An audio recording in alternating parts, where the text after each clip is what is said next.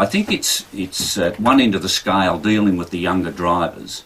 I think there's a capacity legislatively to introduce a number of measures, as we have done over a period of time, particularly with relevance to P-plate drivers, to influence the way in which they conduct themselves on the road.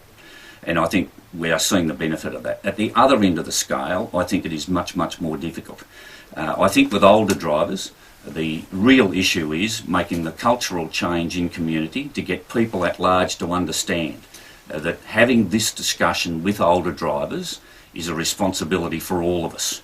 And it's much more problematic to be trying to legislate specifically. And that, I think, is where the key difference is. It's very, very hard at the older end. So you think it's harder to reach the older driver than the younger driver? No doubt, no doubt. Take my communities in the regions.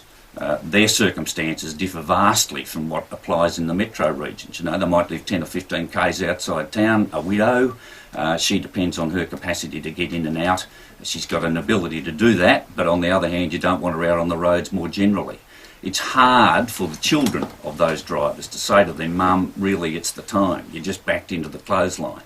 It's difficult for the son of those who are facing these problems when dad lives out on his own in some sort of rural environment. It is hard, but that is where the conversation needs to be held, and we've all got that responsibility, I believe, from a cultural point of view in community.